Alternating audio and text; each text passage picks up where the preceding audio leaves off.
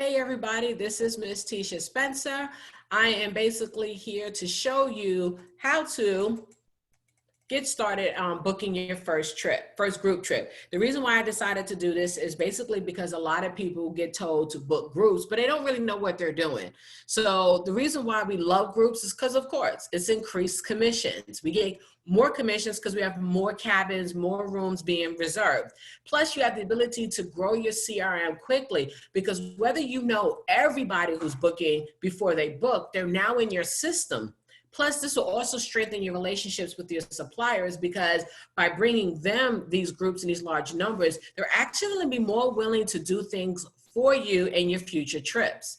And then, of course, I've always believed having a successful group once a fiscal quarter could bring in enough money to really cover many of your business expenses and investments, as well as enough leftover profit for regular life expenses. So if you've ever booked any successful groups before, I encourage you to go ahead and post it below inside of the comments because I'd love to hear about some of the things that you may have done before. But some people still don't understand really what a group is. Now, though some of your clients might come up and say, hey, I have a group, may not actually really be a group. Now, for most hotels and for most cruise lines, it's about 10 rooms or 8 cabins, not 10 people. Very few suppliers go by people, more go by cabins, rooms, or such like that. Now, with cruises, they have to be 8 cabins, minimum of double occupancy, which basically means that if you have somebody who is a single, it may or may not count part of the group, but every cruise line is slightly different. But for so far, I've never seen any group get discounted because they had some solo people traveling. Now, this is basically this is for the majority of the different cruise lines and the hotels, just based off experience. But what I want you to understand is that when you're booking with an all-inclusive hotel, even though you're adding more people to lower the price of the room, each person must still pay for the all-inclusive services. Now, this is what I mean, because you're going to have some clients that are going to want to do 400 room because they keep thinking, you know, that's going to actually make the price go down. In reality, especially when you're doing groups, it's more beneficial to do 2 in a room because it's going to come out to a better price for everybody. And a lot of hotels right now are going towards only doing triples and doubles and solos. They're not even accommodating quads anymore. A good thing though about having a group is that you'll have some kind of concession, and it's going to vary by the suppliers. It could be anything from having discounted rooms that you can give away, extra commissions, welcome events, private check-ins, and so much more. But you have to make sure that you read the contract to know what it could be. Now, the next thing is contracted groups. Now, a contracted group is where you are signing a legal document with the hotel or the supplier to secure space. Generally, with contracted groups, the price is locked. Now, you are taking the rooms off of inventory, which means that they cannot sell this space and they're requiring for you to do it. A lot of them require a deposit upon booking and a point of contact. Now, you will generally be the point of contact for all the bookings and everything that happens, but they want to make sure that there is a point of contact on the contract. And the deposit sometimes will vary anywhere from a deposit at the time that you sign the contract to a deposit when the space is booked. It all depends on how the contract is written up. Now, these are really great for people who are doing weddings, large reunions, conferences, people who know without a doubt that they're going to fill that space and they already have a list of attendees. Now, when you have a contract, you must understand there is an attrition clause, which basically that just means a commitment to pay for a specific number of rooms. And should your numbers decrease, this reduction of numbers may require a payment as a penalty. So just say that you went ahead and did a contracted group and you said you're going to have 45 rooms, but in the end, you only got 25 rooms. So because you didn't hit the attrition number, those extra rooms that didn't get filled, you will be responsible for paying the hotel for the cost of one night for that stay. Now, I honestly think it's better to go through a supplier because the supplier will be better able to answer a lot of your questions throughout the whole process of the contract, and they'll be your third party between you and the hotel, and they'll answer everything and anything you might need to do. Sometimes, though, you can't go through a supplier depending on what it is you are trying to book. But There's also another option that you can use. You can use Groups Your Way. Now, every supplier calls it something different. Some of it is Groups Your Way. Some of it is Easy Code. There's different terminologies for it, but they all fall under the same thing. Basically, what Groups Your Way is a way for you to build a group. So essentially, you'll make a reservation and they'll give you some kind of group code or some kind of link or something in order to link all of your reservations. Now, you'll still get discounts. You'll still get concessions as long as you get the minimum number needed, which is 10. But this is great if you're trying to grow a group or you have clients who are not sure exactly how many people want to come. It's better to do it this way because you just make it safer for yourself. You don't have to worry about making sure you secure all the rooms, take them off, and the attrition aspect. The only downside to this is that rooms prices are not locked in. So that basically you're going to get whatever price is going at that rate. But a lot of times you do get added discounts that are placed on top of the booking itself. So, there's always benefits to all of it. So now when we're talking about cruises specifically, I suggest that you do not secure any space on a ship until the client is positive that this is the sailing they want and their group is ready to deposit. What happens a lot of times is people will secure space on a cruise line and hold this space for 30, 60 days. Nobody else can get access to it, and their group never actually makes a booking. Or sometimes I've even had this where groups will say they want to sail on this date on this ship, and I'm thinking, okay, everything is great. I get everything in order, and now they want to change the ship and sail date, and you have to start all over. So it's just easier not to go ahead and literally secure anything until they are ready and people are ready to start depositing. Now, if you're going to hold events, you need to know as much information as you can because it will affect the overall cost of the cruise. Even though meeting space is free, if you want to add food, beverage, do private dinners, private parties, there's an added cost onto it, and your clients might want to pass some of this cost on over to the guests. So before you start saying that the cruise is $800 per person, and we haven't accounted for the fact that it's an additional $100 to help cover the cost of everything, it's just going to make things very confusing. And it's just better to have it all in place.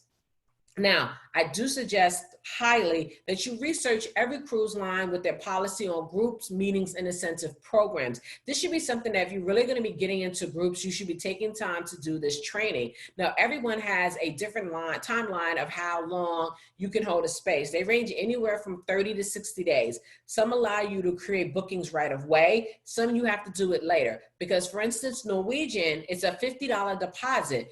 And when somebody makes a reservation for your group, you can take that $50 and actually berth a cabin immediately.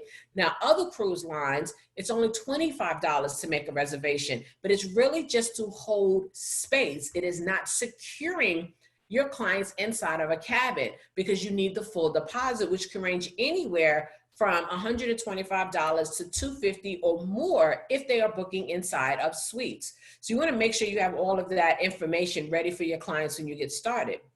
Organization is so important when you're dealing with groups because you're going to have a lot of information coming at you because between what your point of contact and your Pied Piper is telling you, then when you start making reservations, you got to make sure you keep up with each person's reservation. If they have flights, any special requests, any needs that they need to have, different things like that. I've had groups where, we started out with 4 in a room, then it was 2 in a room, then it was 3 in a room, and then this one didn't like this one, and then this one's flying from that place, that one's flying from this place, but they all want to stay. You have to be organized with all this information because it just makes it easier. Now, file management is very important when it comes to travel, whether they're groups or individual bookings. You will need to figure out and create a strong method to maintain all of your documents, contracts, notes, and more. Now, some people do files to Word and Excel to trip management programs. Let technology be your friend. I honestly do not keep paper trails because I will lose it. I don't want to keep all of that in my house. All of my stuff is electronic, but I am curious. Put down in the comments, how are you organizing your clients' travel files right now? Now, we're going to talk about patience. The reason why we're going to talk about patience is because when you're dealing with a group with different people, different personalities, different needs, different wants, different desires are going to drive you crazy. And that's just part of the whole process. But things are going to change. So once you have done all the research, they might change the date, or they might change the cruise line, or something might happen that stops them from traveling completely. Maybe the hotel has had a flood and you can't use the hotel no more. Maybe they cancel the trip and then 2 months later they want to start all over again. Suppliers might mess up registrations, reservations, things might get messed up.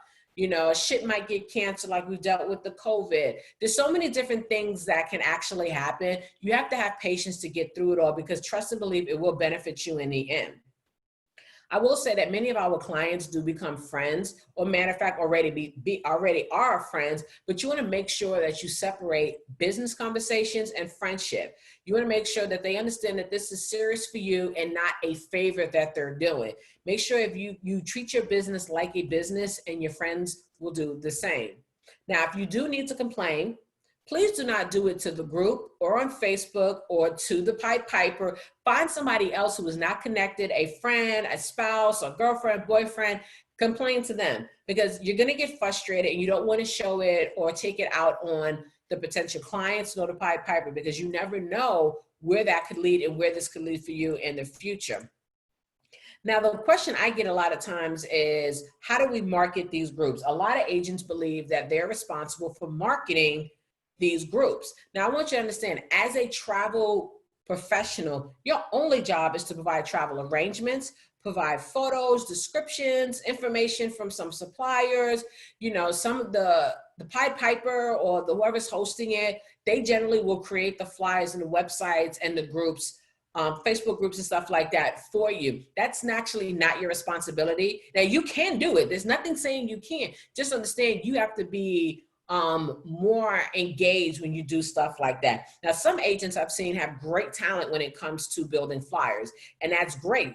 Go ahead and do it. Use your talents, but you don't want to get boggled down with the promotion aspect versus taking care of the details of the trip. Remember, you're not getting paid any extra money for the time and energy it does to create the flyers, to create websites, to create groups, doing designing and all of this. There's no extra money coming to you from the supplier for this. Now, you can guide them and help them set up Facebook groups, event pages, though I do suggest you create the event page and to make sure all the information is there, and ask them for you to become admin so you can post those information.